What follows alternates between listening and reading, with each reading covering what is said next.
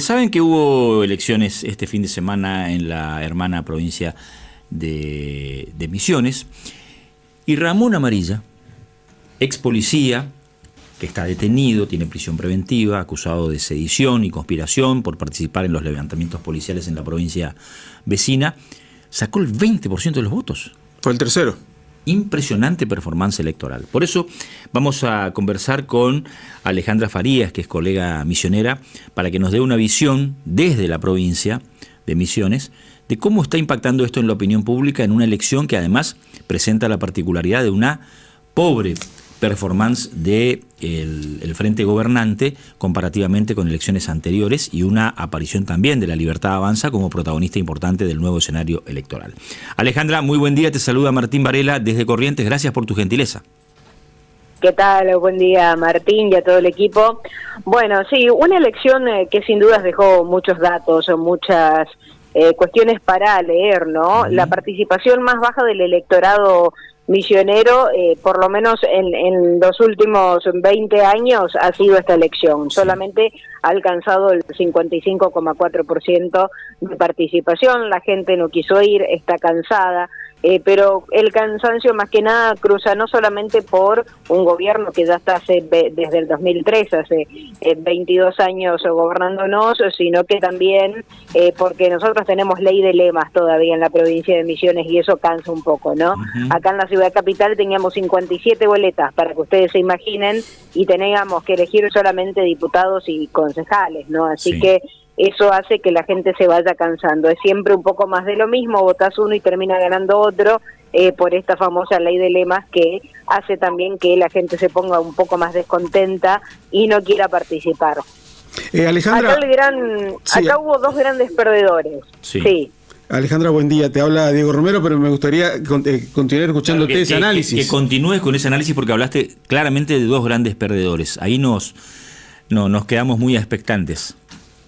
Bueno, por un lado, obviamente, el gobierno de la provincia de Misiones, que si bien de ese 55,4% quedó primero con un 28,6%, el 70% de los que se presentaron a votar votaron en contra. Exacto. Votaron a otras fuerzas. Entonces no podemos hablar acá de un gobierno ganador cuando la gente se volcó en un 70% a votar a otros espacios.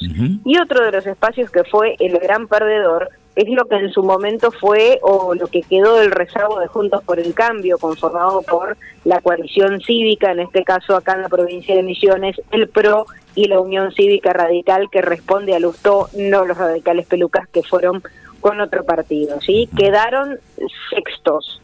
En este caso, de casualidad creo que llegan a meter, si se mantienen los resultados, un diputado. Así que esos son los dos grandes perdedores desde el punto de vista del análisis misionero, ¿no? Por lo menos hasta el momento. De todas maneras, déjenme decirles que todo se va a terminar de definir este jueves, cuando comience el escrutinio definitivo, porque ya hay denuncias de al menos dos partidos. Por un lado, el Partido Obrero, que había denunciado irregularidades en el día de las elecciones por mala distribución de boletas.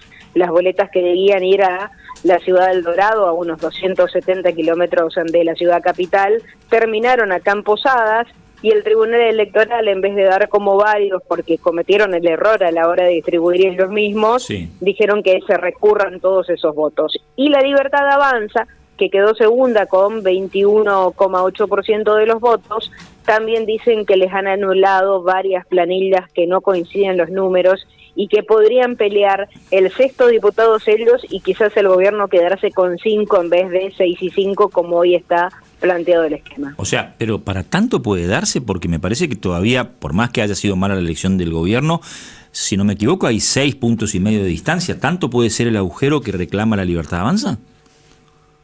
Hay muchas planillas que no coinciden ni en La Libertad Avanza ni en el Partido por la Vida y los Valores que lleva justamente a Ramón Amarilla, y todos estarían presentando la solicitud de al menos abrir la mitad de las urnas, es lo que nos decían en este caso los apoderados de los partidos, ¿no? Y hay que ver también qué hace el Partido Obrero, que ese mismo día ya había salido a denunciar fraude, teniendo en cuenta la decisión del Tribunal Electoral por haber distribuido mal.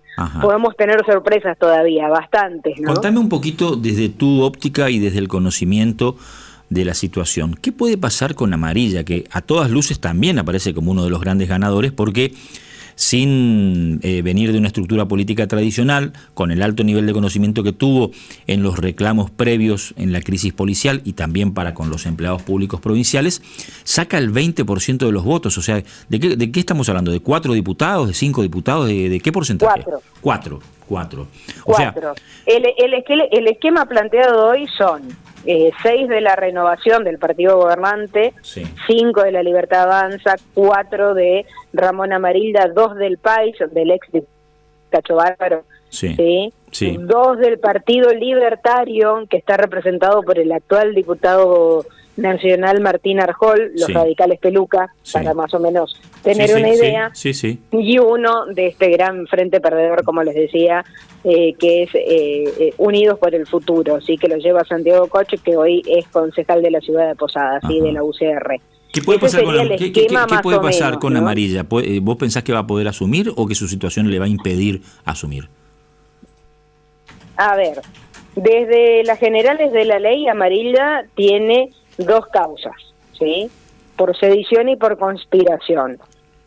Está detenido hace 8 meses, sí. pero todavía no hay nada de elevación a juicio, no hay fecha para elevación a juicio, no hay absolutamente nada, excepto que actuaba como vocero de los policías en aquel entonces, ¿sí? El año pasado, cuando estuvo en la Avenida Uruguay, que hemos charlado en un par de oportunidades. A la distancia parece absurda una detención cuando tantas veces, claro, mucha gente por delitos mucho más complejos recupera su libertad hasta que se efectivice el juicio, y en el caso de Amarilla estamos hablando simplemente de que fue vocero de un grupo de policías rebeldes. Fue vocero, tal cual, fue vocero, no hay juicio y tiene fueros. Sí.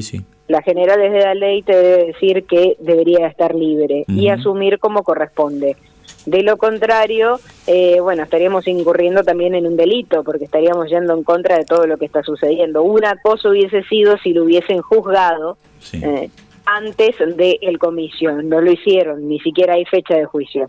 Alejandra, entonces, estamos hablando en un esquema bastante complejo en este caso, ¿no? Alejandra, ¿cómo ves la cuestión social y electoral? Digo, porque hasta la elección pasada, hasta la nueva elección de Pasalacua como gobernador, el Frente Renovador de la Concordia mostraba cierta solidez desde lo político. Hoy, más allá de la estructura, se nota una caída en la cantidad de votos, en la preferencia de la sociedad hacia otros actores. ¿Y esto cómo lo proyecta al frente, a Pasalacua y fundamentalmente a Rovira de cara a las elecciones del 2027, donde va a tener que renovar el gobierno nuevamente? Es totalmente, nosotros, muchos dicen que comienza el principio al fin, ¿no? De un grupo que ya tiene 22 años de gobierno. Acá hay que ser un poco críticos y ponernos en contexto histórico. Ya había pasado que el gobierno de la Renovación en elecciones intermedias había perdido un poco el acompañamiento de los misioneros. Es como que el misionero utiliza precisamente las elecciones intermedias como para decir, no se olviden de nosotros, que en definitiva somos los que los ponemos o los sacamos, ¿no? Ya había sucedido en el año 2013, si no me equivoco. Ellos venían en una estructura desde el 2003 con elecciones que venían superando el 60-65% del acompañamiento del electorado, y en ese año habían quedado apenas cerca del 50%, no habían alcanzado el 50%, ¿sí? Sí. Obviamente que nunca se hubiera pensado. De hecho, si ustedes prestan atención, cuando recién comienza la campaña, desde el principio el gobierno anunció 8 candidatos. Sí. Después, casi sobre el final, se conoció la lista completa de los 20 candidatos a diputados, porque son 20 las bancas que se renovaban. Sí. O sea que el gobierno ya jugaba y ya estaba sabiendo de que el descontento social no sabían si le iba a dar para meter más de 8 figuras, y por eso se apuntaba fuertemente desde el inicio a estos 8 personajes, ¿no? A estos 8 funcionarios puntuales que se le dio con todo, con una campaña bastante diferente. Este año se abocaron puntualmente a lo que son redes sociales, no hubo casi caminata en las calles, no hubo acto, y eso también molestó un poco a la gente. No todo el mundo tiene acceso a las redes sociales, sobre todo en el interior de la provincia, cuando están más abocados al campo y otro tipo de tareas. Creo que, claro, bueno, somos como provincias hermanas, sabemos cómo funciona, sí, ¿no? Por supuesto. Y la poca gente que tiene acceso a las redes, la verdad es que en el poco momento de ocio que podés tener, que te salte una publicidad política, lo que menos haces es mirarla, sí, tal cual, en el 90% de los casos, ¿no? Tal cual. Se dejó de lado la campaña tradicional a través de los medios tradicionales, y eso también influyó bastante en el desconocimiento, el hartazgo y todo lo que la gente dice. ¿Qué va a pasar ahora? No van a ser eso es un dato interesante, porque prácticamente en la última década y media, no digo que en los últimos 22 años que vienen gobernando, pero sí en la última década y media, tenían quórum propio y también tenían la posibilidad del manejo de la mitad más uno, ¿sí? Sí. O sea, tenían la mayoría especial, todos relacionados al gobierno. ¿Qué significa que tengan la mayoría especial? Los 2/3 y que los podían meter, claro, sacar metían funcionarios, cualquier tipo de proyectos, controlar la justicia, exactamente. podían controlar todo. Eso, pues ahora se quedan con la mitad de la Cámara, con esta conformación. Esto que haya sorpresas, incluso se queden con menos. Con esta conformación del escrutinio provisorio se quedarían con la mitad de la Cámara. Bueno. 20 diputados y otros 20 que responden al resto de las fuerzas, que bueno, habrá que tener negociación seguramente si pretenden seguir gobernando de la manera que lo vienen haciendo en los últimos 22 años. Alejandra, te mandamos un beso enorme. Gracias por tu gentileza y a tus órdenes desde Corrientes. Hasta luego. Alejandra Farías, colega misionera, haciendo un muy buen resumen de lo que ha pasado con las elecciones en la provincia vecina. Eduardo Ardoy es diputado provincial, también dirigente del Partido Liberal.